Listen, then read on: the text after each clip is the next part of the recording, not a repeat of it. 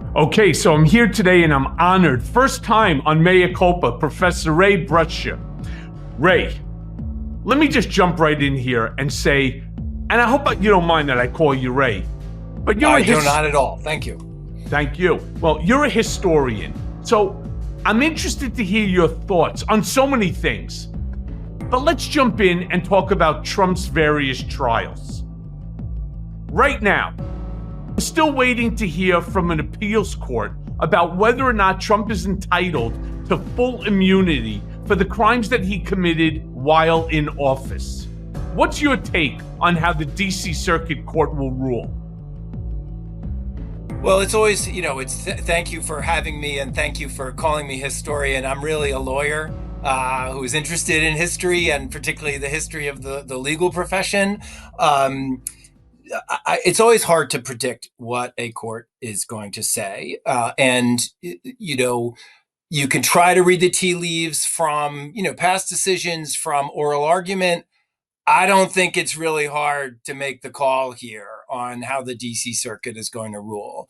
I think it is very likely that they are going to hold that the former president is not immune to the full extent that he is asking for, right? The full, absolute immunity for anything that happened, while he was in office.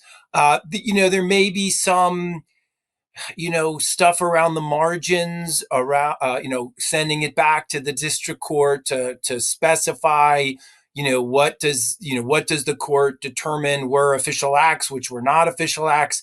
I think that's at the margins, though. There's really nothing. There was no supportable argument for granting the former president the immunity that he sought. The lawyers made about as good a case as you could for a losing argument. But I don't think there's any doubt that the DC Circuit is going to rule that he is not immune to the extent he's seeking. It's funny because Alina Habba has raised this issue.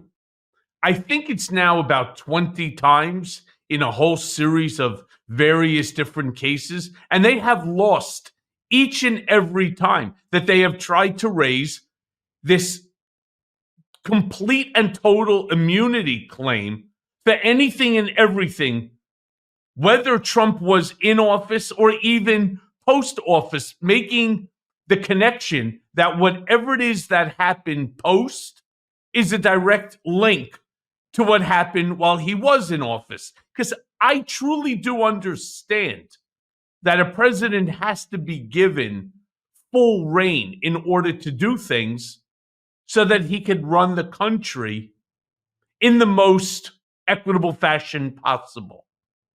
But that does not include shooting someone on Fifth Avenue and getting away with it. That's the argument that they're trying to raise right now, that there's nothing outside of the scope. And that was done by John Sauer in what I thought was the stupidest comment that I've ever heard come out of a lawyer's mouth, especially one who's really not a stupid guy. Well, again, I think they made about as good as an argument one could make with a terribly losing hand, right? Which doesn't mean it was a good argument, but it was about as good as they could try, right? There's an old saying about Rule 11, which is what governs frivolous claims and frivolous factual arguments, right? If you can make an argument with a straight face and not laugh, right? Like while you're making it, then it arguably could, pass the Rule 11 standard. I think that danced up to the edge, but was it frivolous? It was made in good faith. Again, it was the best argument they had. It was like, bluffing when you had a 2 and a 5 in your hand, Professor, was it really made in good faith because look how many cases we've now seen Donald gets sanctioned for or reprimanded on for making frivolous cases. First and foremost, there was the lawsuit that he brought in Florida against Hillary Clinton.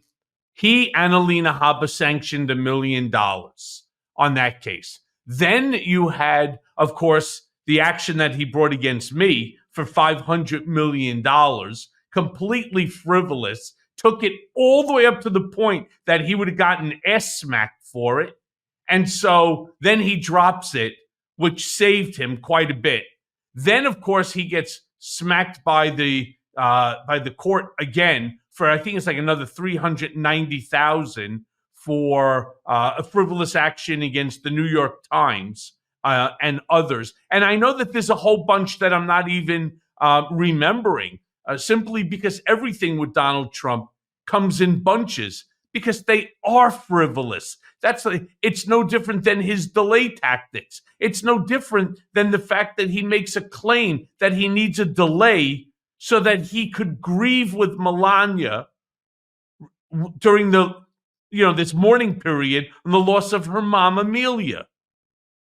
But he's out campaigning and he hasn't been by Melania's side at all. Not while Amelia was still on this earth, and not afterwards. So I think there's a difference between what could stand for a good faith argument and whether the argument was made in good faith. All the things you said about being sanctioned. I think today the New York Times either won or they asked for attorney's fees in the case that he brought against them. And the case against Hillary Clinton, sanctions for frivolous cases, absolutely. Did Sauer make that argument in bad faith? I don't know the answer. I can't get into his head. The standard is, are you making a good faith argument for the reversal, extension, or modification of existing law? That's the standard. And, the arguments were creative. Were they frivolous to the point that there was no basis for making the arguments, right? And the sense of what's frivolous changes over time, right? If somebody 25 years ago had said the Equal Protection Clause protects marriage equality, right? They might have been laughed out of court. Today, that's the law of the land. Right. So what changes, our sense of what is frivolous changes over time. So in this instance, we can't get inside Sauer's head. We can't say he, in bad faith, made those arguments. What I'm saying is that's about as good an argument as you can make, given how bad a hand they had. Right. I don't see a court sanctioning him for making those arguments, right? You can lose a case and not have a frivolous argument, right? There are some of the cases you described where the claims were in fact frivolous. I think, this morning, with the E. Jean Carroll case is going back to court. And this morning, the former president is out there. I think someone said he had 40 tweets this morning about,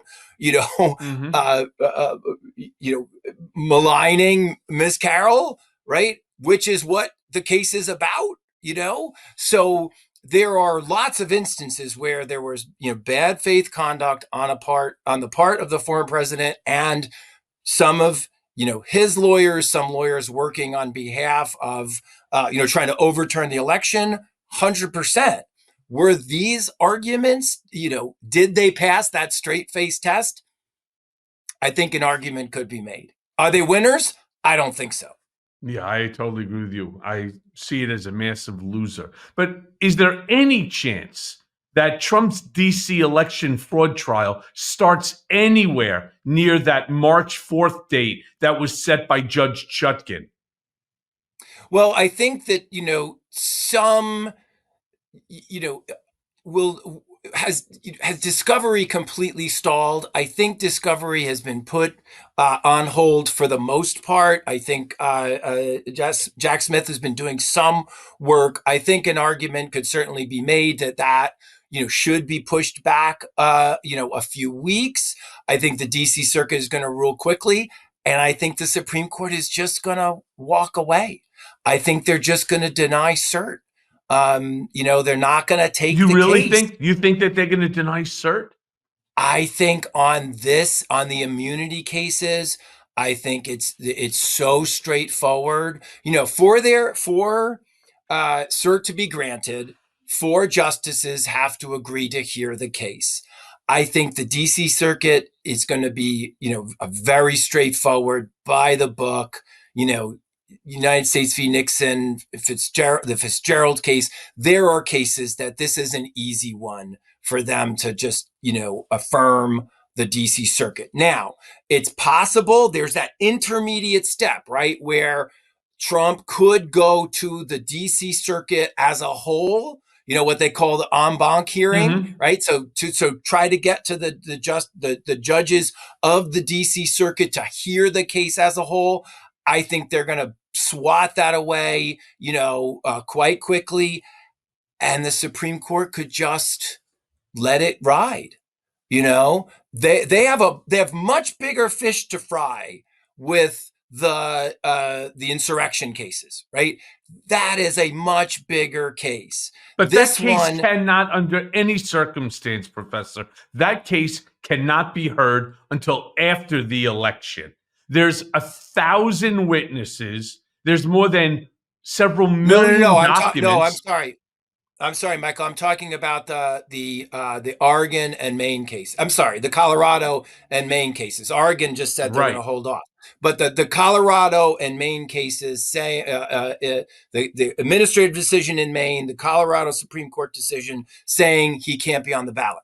That's the big one, right? And that I think the court is going to. I mean, they're going to hear that case. But the court can hear more than one case.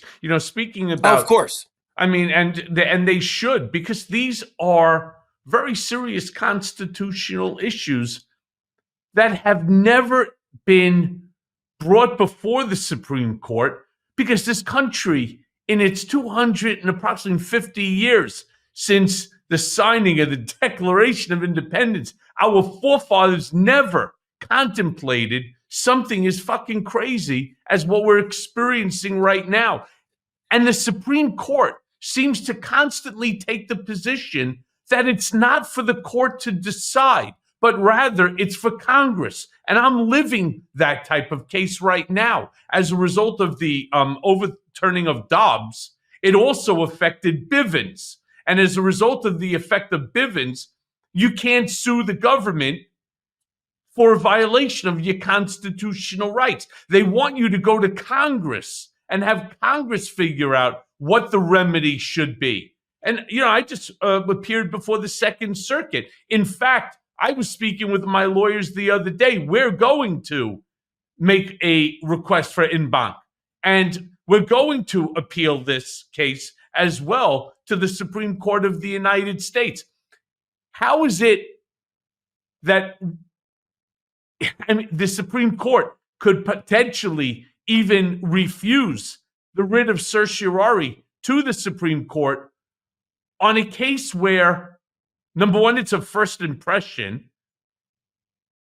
It created the very first political prisoner ever held in this country because he failed to waive or refused to waive his First Amendment Constitution.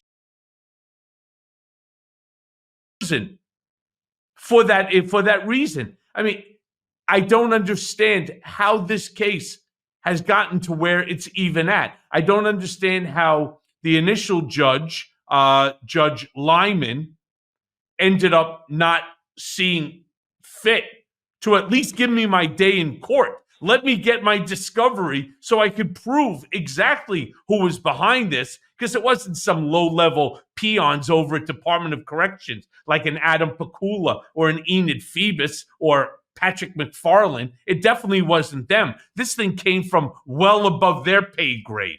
All right. We need to find that out so that it never happens to another American citizen ever again. Then we really thought, after we took the case to the Second Circuit, anybody that was listening to this thing, you heard, especially Judge Barrington Parker, he went off on government, and they didn't even allow Alina Habba to finish her 5 minutes. She only spoke like 3 minutes and 15 seconds. They said, you know what, we've heard enough from you. She didn't even know that the Blassing game refuted everything that she was talking about, the case of Blassing game. And they were like, oh, you know what, forget it. We've heard enough from you. I absolutely thought that we had won that. But they turned around and they said, yeah, this is... Well, so it is hard to read how a court's going to rule from the oral arguments. Yeah, it's a case of first impression, but we still think that this is something that, as a result of the overturning of Dobbs, that, we cannot rule on, even though there was an exclusion, unless it is of the most unusual circumstance. And we said to the judges, if this is not the most unusual circumstance, what is? So my fear in this long sort of winded story about myself here is that I'm not so sure whether or not the Supreme Court will grant the writ of certiorari on this Trump matter. Well, which one are you talking about? Your case? I'm talking about mine. I'm more nervous about mine than I am. Well, I should say I'm nervous about them both, because one affects everybody and the other affects everybody too. I'm talking about the Trump matter. So with the immunity case, if the DC Circuit rules, as I think we both think they will, that Trump doesn't have the immunity to the extent he's asking for it, then the Supreme Court not hearing it leaves that decision in place, right? So a denial of cert is not supposed to be, have presidential value, but it's not gonna stop the case from going forward, right? So them denying cert, I think that the Chief Justice is very concerned about not appearing like he or the court in general has its thumb on the scales for former President Trump, right? So this one, the immunity case, I think one can see them saying, let's stay away from this one. Let's leave that decision in place. Let's let the case play out. I can see them doing that because they could step in, they could stay the order, and they could effectively kill that case until at least after the election, right? They could do all that. That's not a good look. So no. I unless they're going to hear it on a very fast track, which they might do. Bush v. Gore was decided in a matter of weeks. They could decide that immunity case very quickly if they wanted to. The easier course of action is just to say, we're not going to review it, right? Because again, as I said before, they've got bigger fish to fry. They've got these ballot cases that are much bigger, much weightier. Assuming that they say that we're not going to hear it now, how do you think, does that play out as a win for Trump, or is that a loss for Trump? Oh, no. Oh, if the DC Circuit says he is not immune, that is absolutely a loss for Trump, right? Massive. So, yeah. And so there's even a question lurking in the DC Circuit case. And this is something that if the DC Circuit goes in this direction, this may be something that the court takes up. Is that, there was some arguments in the amicus briefs, I believe, that said, the friends of the court briefs that said, hey, this isn't even an appealable order. Just saying that, Trump is immune, right? That's something that if you lose at the trial court, that is something that has to be heard after the case is over, right? Mhm. If the DC Circuit says that, that's something the court may take up. But we'll see. I think that I do think an easy way out for the court is to not review a decision, even one that says he's not immune. And I see that as first, I think the DC Circuit is going to rule that way. Second, I think there's a chance the court is just going to allow it to stand. Mm-hmm. Well, okay, so then two things. The first is, obviously, this March 4th date.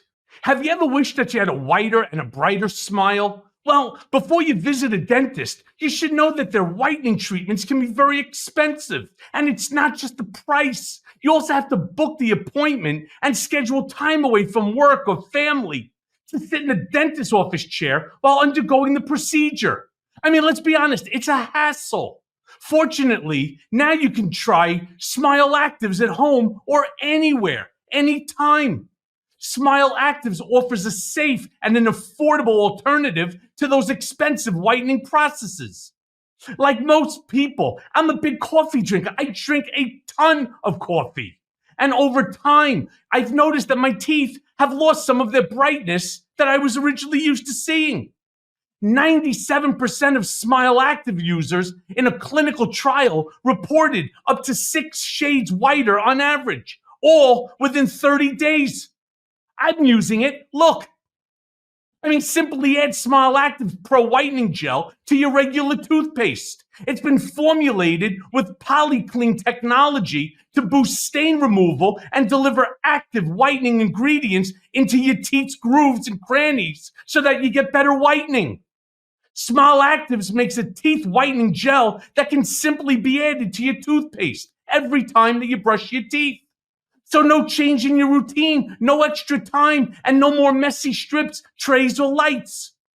People will start commenting on your whiter, your brighter smile in just days. Smileactives is the whitening boost your favorite toothpaste needs to give you the smile that you deserve. So I want you all right now to visit smileactives.com/Cohen today to receive a special buy one, get one free offer with auto delivery plus free shipping and handling. That's smileactives.com/Cohen. Terms and conditions apply, so see the site for details. For the case that's being handled by Judge Chutkin, that's the Jack Smith matter, that affected the Alvin Bragg Manhattan DA state criminal case. And Alvin Bragg was very gracious. And he said, even though that Bragg filed first, I will concede my time slot to you, and I will push back the case, my case, until yours goes, goes first on that anticipated March 4th date. That March 4th date is not going to happen. I think you agree with that, correct? I think that's probably right. Probably right. Is it in the interest of due process, giving the Trump team the opportunity to complete trial preparation while things have been on hold, mostly. I think that's fair. That there could there be a 4-week delay, a 6-week delay? I don't think it's going to be much more than that if the DC Circuit rules quickly, which I think they're going to. Okay, maybe, but we don't know. Maybe. That's the problem. We don't know. The Alvin Bragg case is scheduled to start March 25th. Once you start that case, it's not as if though in 2 or 3 weeks thereafter, when the Court of Appeals makes its decision, that they can now put the Manhattan DA case on hold and allow this case to proceed forward. That then pushes the Chutkin case out probably till July, because it is only fair to a defendant to give them time after another case terminates, assuming that there's another case, as there is 3 more coming down the pike for Donald. You got to give them time to prepare for the next one as well. And so that's why I say the next one wouldn't start until July. And then August is always problematic for the courts because of the recess that they take. We're really now getting into September, and that's dangerously close to the election. Mm-hmm. Well, when I was a practicing attorney and a young attorney, I would be in court in August, and I'd be like, "Where is everybody?" Yeah. I didn't realize. No one told me that. Yeah, lawyers in New York just take August off. No one told me that. I don't know that if these cases are going, there's nothing it's not like the Supreme Court that has specific terms. Trial courts don't work that way. And I don't think, Judge Chutkin or any of these other cases are going to say, "Oh, folks, I know everyone's going to be in Martha's Vineyard or wherever, so let's just, the fate of the Republic is, in the balance here, but let's just all take off for August." I don't think that's happening here. So I don't know. I don't know what's going to happen with the Alvin Bragg case. One could certainly see that going ahead in late March, and then the Chutkin case. They sort of leapfrog each other. That the D.C. Circuit, the D.C. District Court case, starts late April, early May, just because a defendant has a couple of cases going on at the same time. Certainly, one can't be in the same place at the same time if the defendant needs to be in court.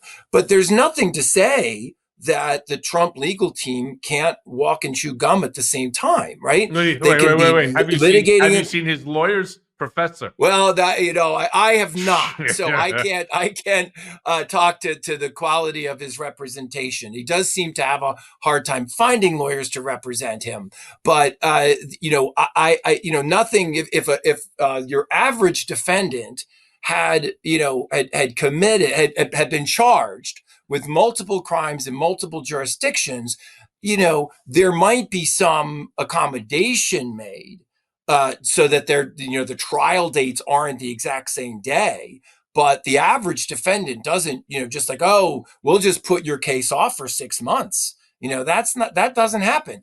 Could, the Bragg case go forward, relatively quickly, and conclude? I mean, I think you would feel it. You're probably. I know that it can. I'm not getting to whether you're a witness or not, but I am. Like, that's pretty much an open and shut case, isn't it? I mean, I am. I've already been subpoenaed. It's out there. It looks as if those Stormy Daniels may be coming in to testify as well, which will always, of course, bring a lot of fanfare, to that table. I don't think that it's the Judge Merchan case, the Alvin Bragg prosecution case.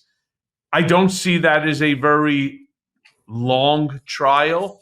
Right. I think it'd probably be almost as long to voir dire the jury as it would be to put on the case. This is a very simple case. It's a case that deals with documents and maybe 10 people in total for as witnesses. So how long could that That's take? right.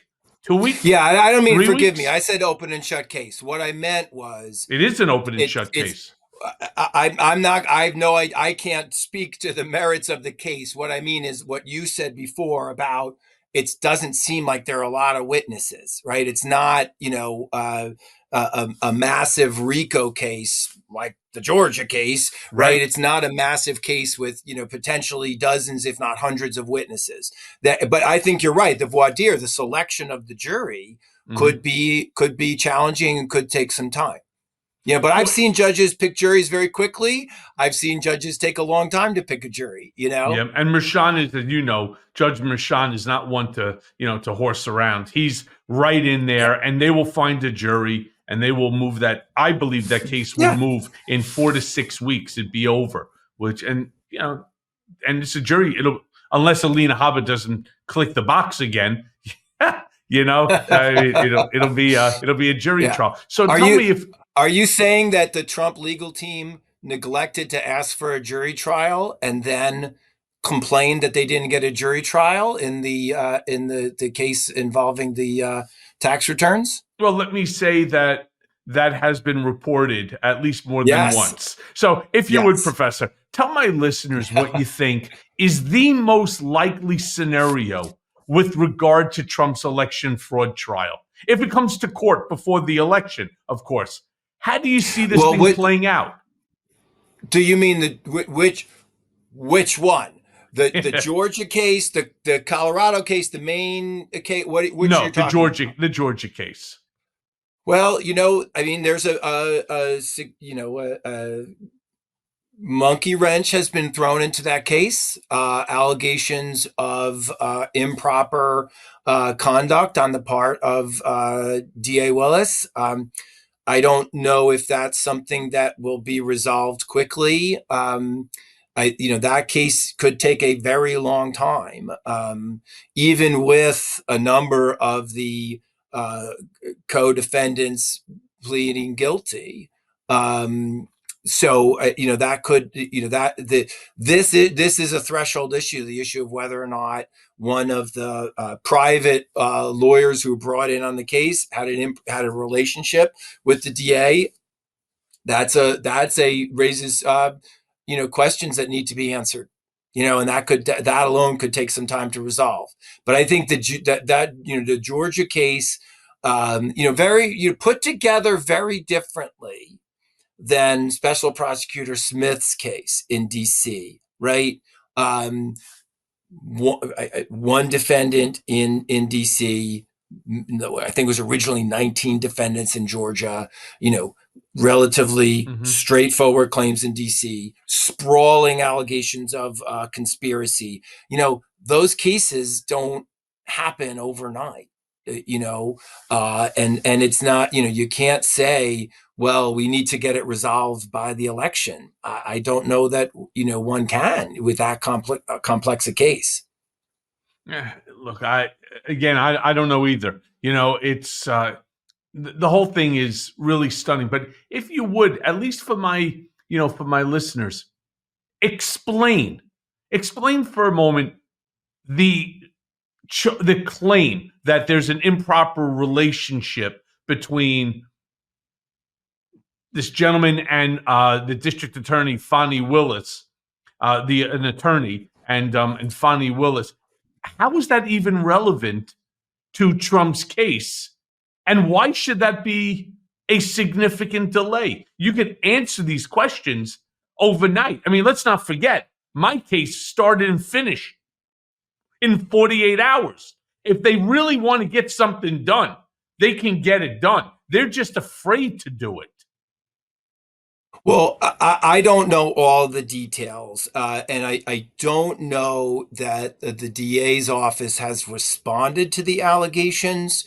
The allegations, as I understand them, are that she brought on a private attorney, which is not it's not uncommon. Not uncommon in a complex case like this, and that there was a intimate relationship between the two of them. And because of that, there is something improper about having him on the team. And there's a lot has been made about the $600,000 charges that he has placed on the county for his work. As I understand it, he's charging $250 an hour, which isn't in any way an unreasonable fee. And my guess is that's less than he would normally charge in private, in his private practice, and what a lawyer in Atlanta or in that area in Fulton County charges. So, where there's smoke, is there fire? The smoke is, she shouldn't have hired somebody with whom she had an intimate relationship. I don't know if she did or she didn't. From the outside looking in, there doesn't seem to be anything inappropriate about hiring outside counsel, about the charges he's made. That's stuff that she has to respond to, and she hasn't yet. And I don't know what the response is going to be. Is it a good look if she hired somebody with whom she's having an intimate relationship? It's not a good look. But I don't know all the facts, and to my knowledge, she hasn't yet come forward. Right. Is it a good look to attack two women, Shy Moss and Freeman, right? Claiming that a mint is Oh, a thumb drive? Is it a good look to try to overturn a free and fair election because you lost? Right? I mean, yes, I agree with you. She should have been smarter as it relates to bringing somebody on that you knew that they were going to raise this, which would just create a delay. See, that's the whole problem here.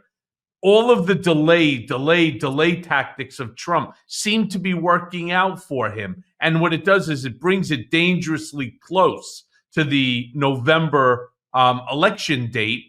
And nobody wants to be that court, that judge who they could then point a finger and say, this is election interference.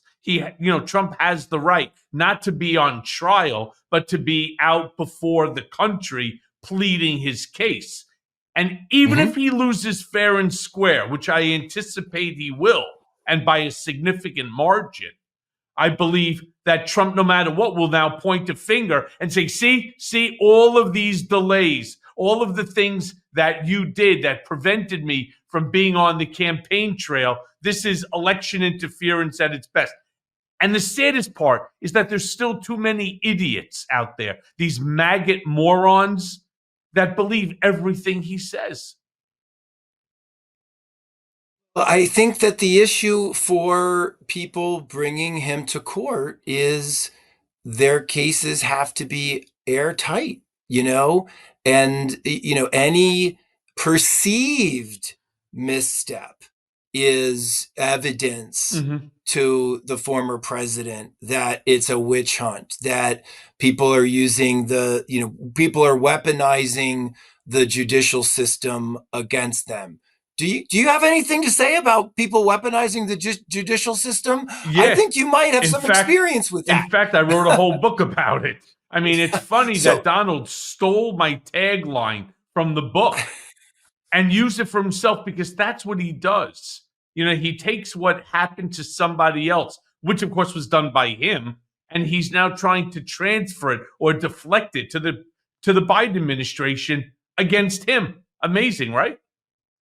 Well, so a former coworker of mine who now teaches at CUNY Law School, John Whitlow, wrote an op-ed for the New York Times when the story first broke about the tax fraud with the real estate and all that, and he said, Donald Trump is a slumlord, right? And this is how you have to deal with him, and that he uses, as a slumlord, he uses the legal system to fend off when the government tries to hold him accountable, when tenants try to hold him accountable.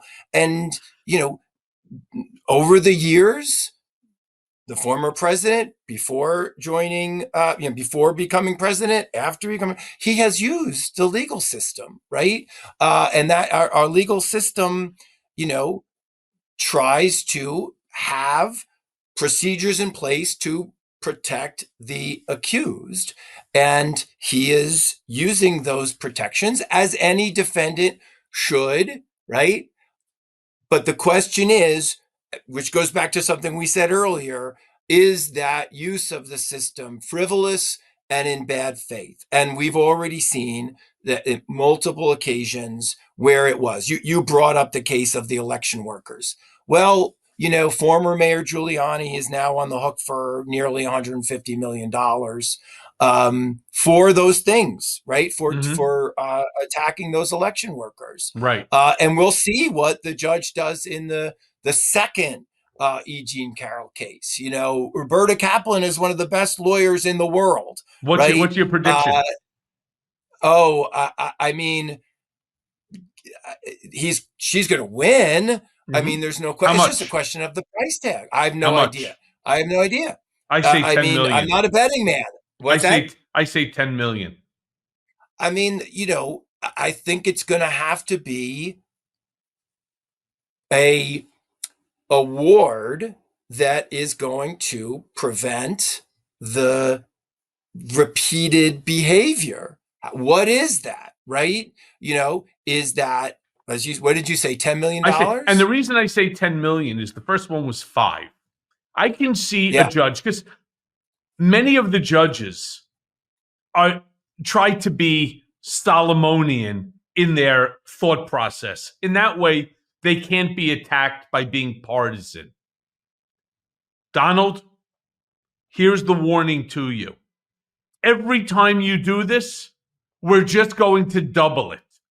We're not even going to go through this whole exercise in terms of figuring out the amount.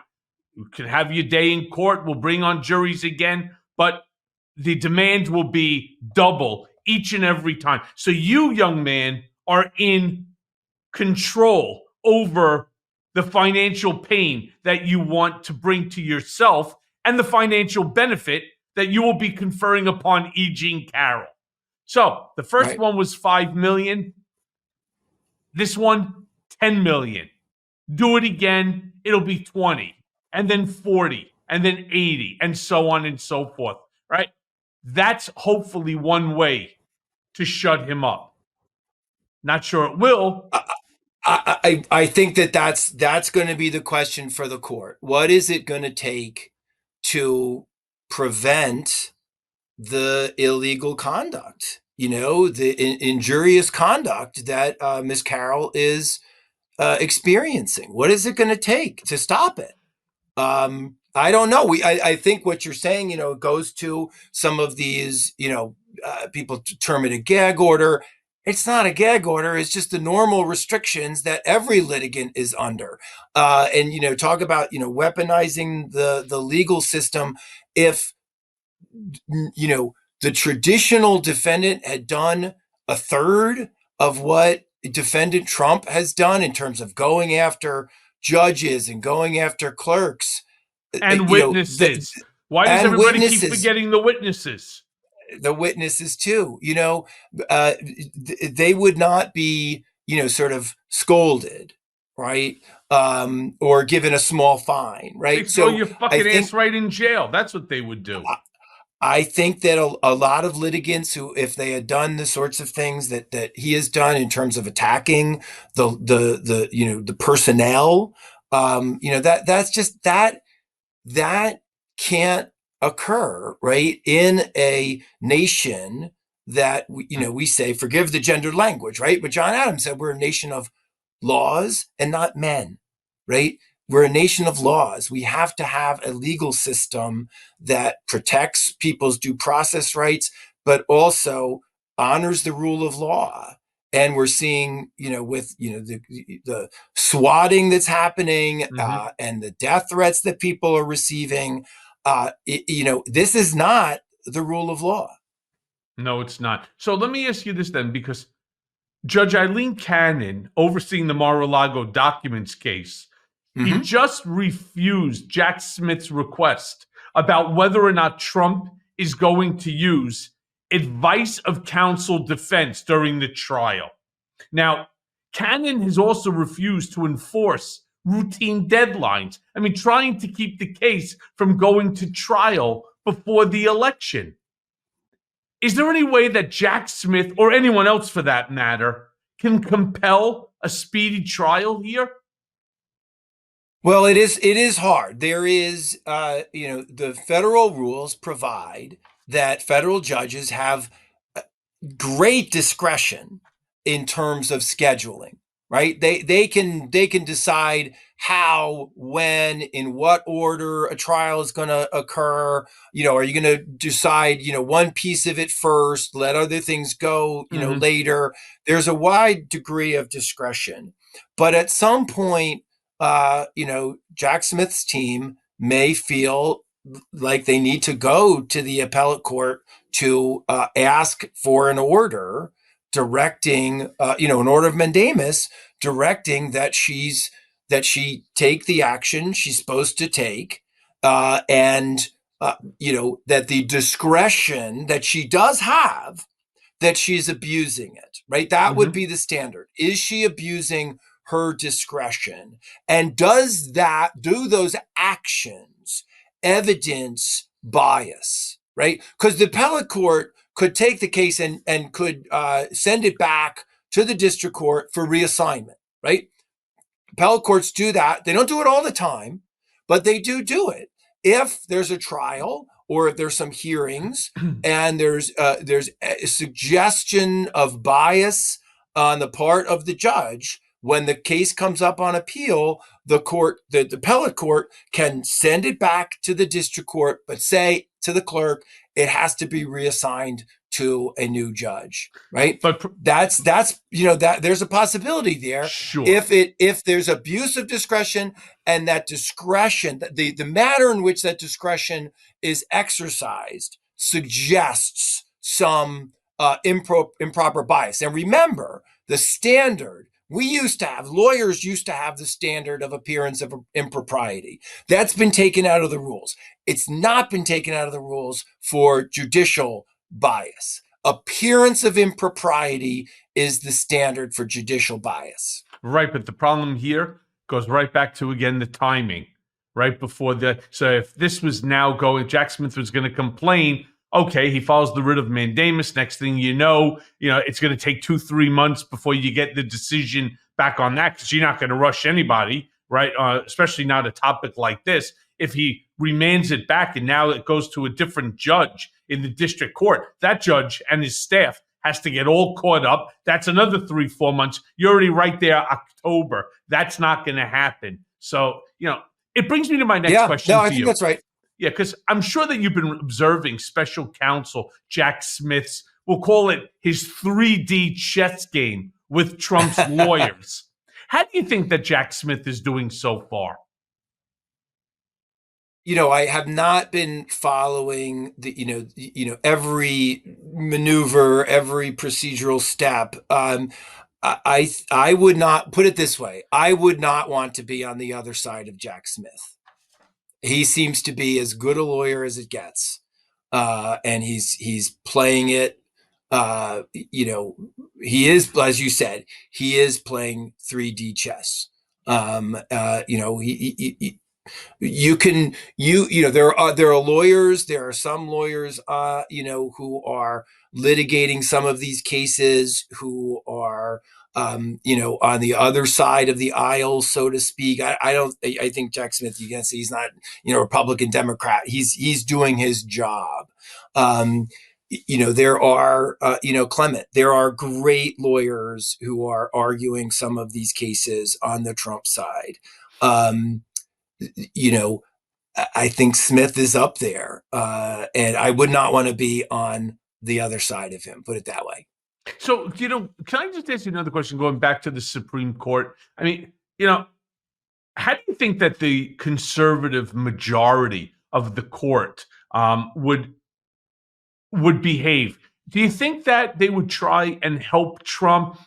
And I bring this up because, once again, Alina Habba makes a statement on television, which I found to be completely inappropriate. I would say it goes beyond sanctionable. She was basically threatening a Supreme Court judge when she called out Kavanaugh by name and say, Trump went to bat for you.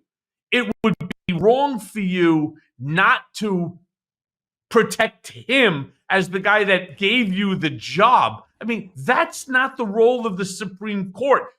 Somewhere along the line, this entire group of sycophantic fools, they all believe that the Supreme Court, the district judges, all of the members of whether it's ambassadors or consulate members or military chiefs of staff, anybody that Donald Trump brought into the White House as part of the transition team, that they all owe him something. Not, I pledge allegiance to the flag. I pledge allegiance to Donald J. Trump and the MAGA flag. Well, I think that the court is very concerned about that perspective. That some of the justices on the court, and I believe the Chief Justice is in this camp, is very concerned about the faith in the institution. You can go back to I think it was over 60 cases that were filed in the wake of the 2020 election. There was one case that was filed directly in the Supreme Court, which was batted away, in a matter of days, because it was utterly baseless. The I tax think return that, issue, the tax return issue went to the Supreme Court. yeah, that's right. So I don't know that these threats to justices, and I think that that's what they were. What you referenced, I think that's what that was. Thinly veiled, perhaps, Mm-hmm. but I don't think there's a reason that Article 3 judges and justices have lifetime appointments, right? We may not like that. We might say that well, there should be some term limits, or people should they don't have to be on the Supreme Court. There's people of goodwill on both sides have interesting points. Alexander Hamilton argued for the independence of the judiciary, that they shouldn't have their salaries cut. They should be lifetime appointments. And I think that's, I do believe that the justices will care about their legacy more than they will care about their loyalty to the former president, the I think person who there's a nominated difference. them. Yeah, except I think that belief by you, unfortunately, is it's the distinction between being optimistic and hopeful, right? I mean, that's really what I see it as. We hope And that that's foolish. what they are. Maybe I'm a fool. Maybe I'm a No, fool to I won't. believe. I wouldn't call you that, Professor. But I would just say it's the distinction between optimism and being hopeful. But how then might Congress get the Supreme Court to curb its political activism and get back to simply upholding the law, including cases like mine that I'm dealing with Bivens, right? The weak code of ethics, for example, that Chief Justice Roberts presented, it's absolutely unenforceable. So what can Congress do? Because you are so right. The Supreme Court has lost its face, and it's lost its status. Well, I mean, it has gone from, in a couple of decades, and I think that the Bush v. Gore was a real landmark in the decline of the trust of the American people in the court as an institution.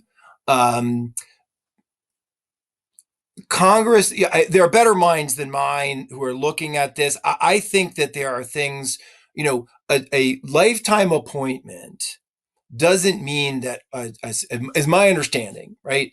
Lifetime appointment doesn't mean that a Supreme Court justice gets to be a Supreme Court justice for 50 years, right? You could have limits on terms, and the a judge or justice rotates out after 14 years. There are plans out there. Mm-hmm. I think there are some really clever and interesting ones that don't put the thumb on the scale for any political party.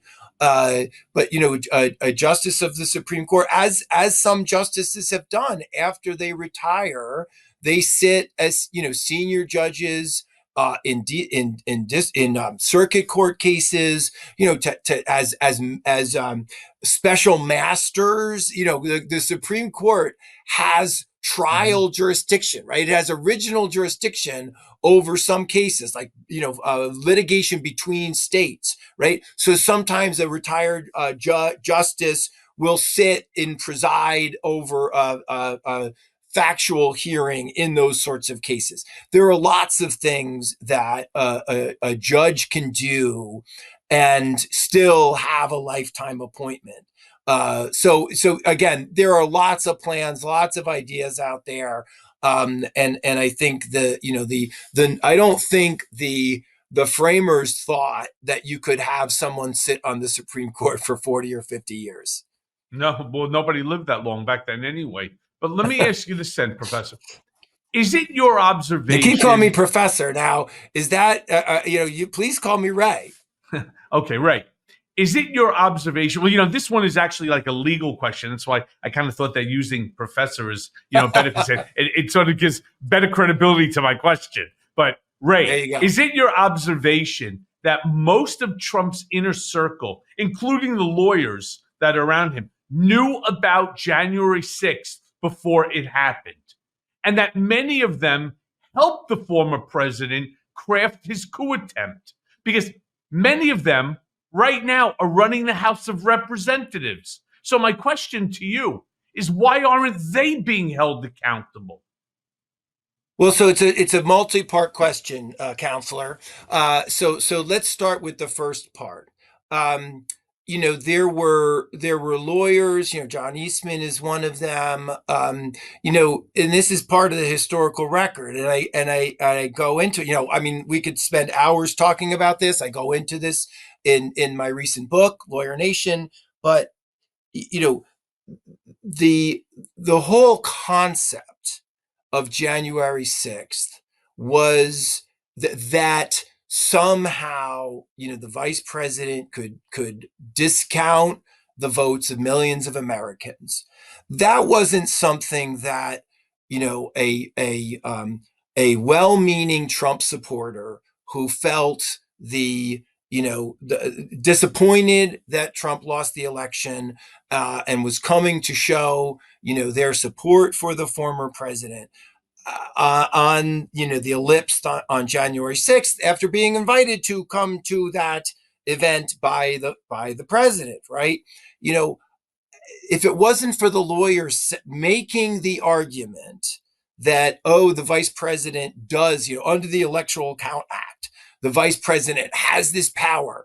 And you read the memos, John Eastman wrote a memo that basically said, hey, look, let's lay this out. If we can delay the votes, if we can throw out the votes of the 6 swing states, then we can win, right? And he knew that wasn't any legitimate reading of the law, but it was an argument that they could make and then use, raw power to try to enforce. So, did the lawyers plan for an assault on the Capitol? I don't know. I think we're going to learn more about what happened on January 5th, Well, right? how much time is it going to take? We have the emails, we have the text messages, yeah. We have the communications between, going back again to some of the members of the House of Representatives. So it goes back to the second part of my question. Why are they not being held accountable? The fuck is taking so long? Well, I think that remember we talked about the two different approaches that Jack Smith and Fani Willis are taking. Could Jack Smith? I don't know all the facts. I wasn't in those meetings. Is there evidence that Congress members were conspiring, that they brought people through the Capitol? I don't know what that evidence shows. Jack Smith made a conscious decision to bring a narrow case, right? Is it possible that other people were culpable for that? Will they ever face prosecution? I don't know the answer to that. I'm not a DOJ lawyer. I'm not looking at the evidence. But people who supported that event, should be held to account. And you think maybe Merrick Garland should be moving some of these cases, or should have moved them faster than sitting on them I like don't know. he did for so long?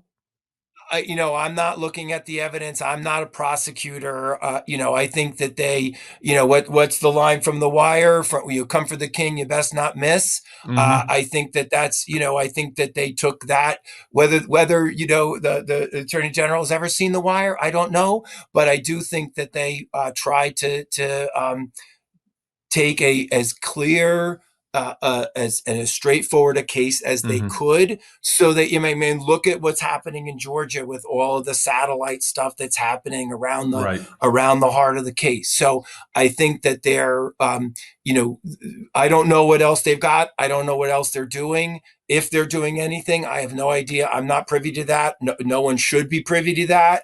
And I think the Attorney General has, played it close to the vest because he has to. And whether more is coming, I honestly don't know. But I do think that they wanted to, take as clear and as straightforward a case as they could, rather than get, caught up in some of these satellite issues. Mm-hmm. So then let me ask you this, because you've talked about how the operations of courtrooms and lawyers changed as a result of COVID-19, and how Yes. emerging technology like Google Bard, the case that I'm dealing with right now, and ChatGPT might help to bridge our nation's justice gap. Explain to my listeners. Well, so I think that it's an exciting time with artificial intelligence, with generative artificial intelligence. It could make lawyers' jobs easier. They can do their work more efficiently, more effectively, and if they can save time in their work with their clients, particularly lawyers who work in nonprofit areas, offering legal services either for free or at low cost, that could extend their work, right? They can help more people, right? There is a risk that people who are, unschooled in the law will turn to some of these artificial intelligence tools and have and lose out on the opportunity to protect their rights because they have this they place their faith in what ChatGPT tells them. You're a tenant, and you say like, well, my lease is coming to an end. Does my landlord have to renew my lease? No. And ChatGPT says, yeah, sure, why not? That's great. You're fine. Don't worry about it. Yeah. And that may not be the case. So I think that there's, it's a Brad Smith of Microsoft talks about new technologies. They're tools and weapons, right? We see this with every technology, right? So there is a risk that people without legal guidance will use generative artificial intelligence and their rights will be undermined. But then there's also the opportunity that this can make the lawyer's job easier and more effective, and thus enable them to represent more people. Well, what happened with me is that, I no Yes. longer, because right now I'm still in disbarment with my law license.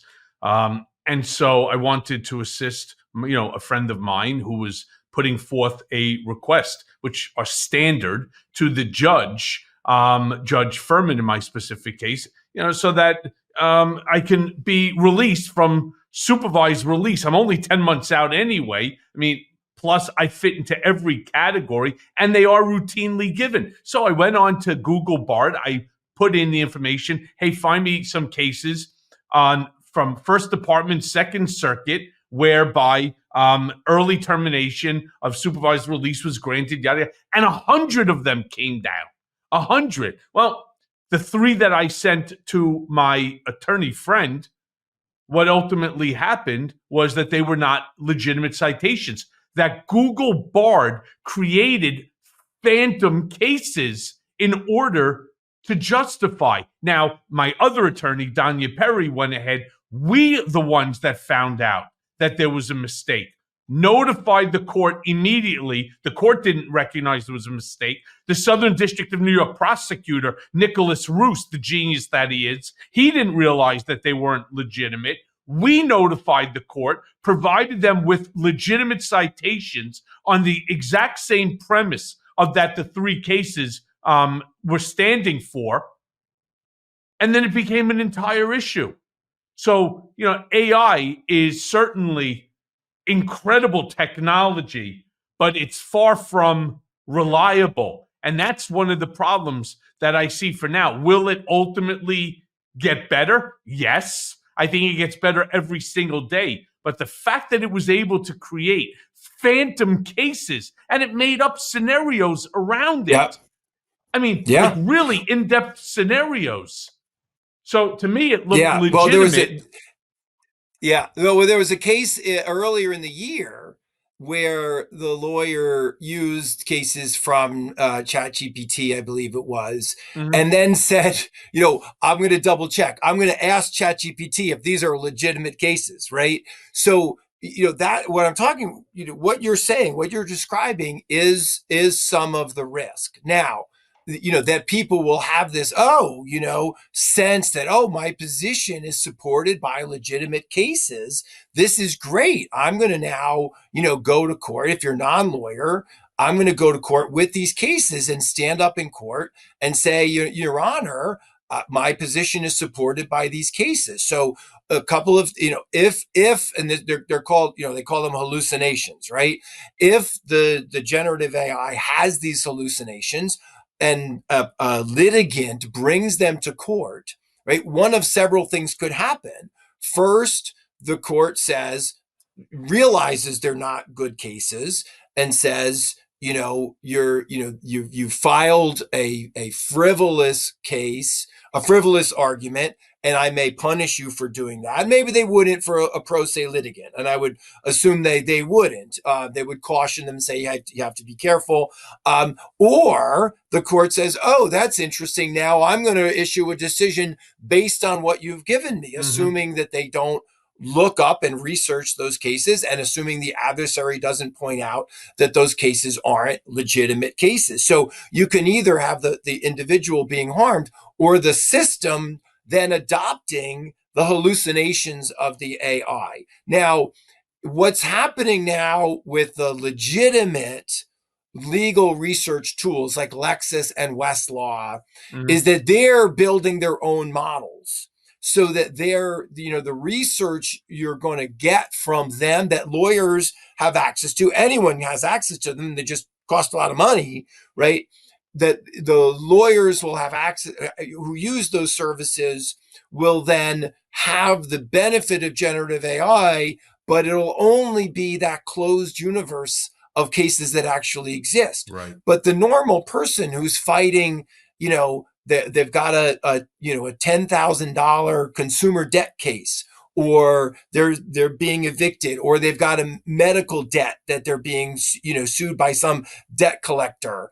They're not going to have access to those more expensive, better curated systems. So that there's that false sense of security that may come from people unwittingly using these tools that aren't really designed for providing legal services to people. There's a reason that people go to law school. There's a reason that people have legal training. Yeah, but this is merely just for doing some, research in order to put into your writing. It's not nobody asked the, AI to write the motion for you. You probably could, but nobody asked it. If you're doing you absolutely could. I mean, if you're looking for legal research, that's one thing.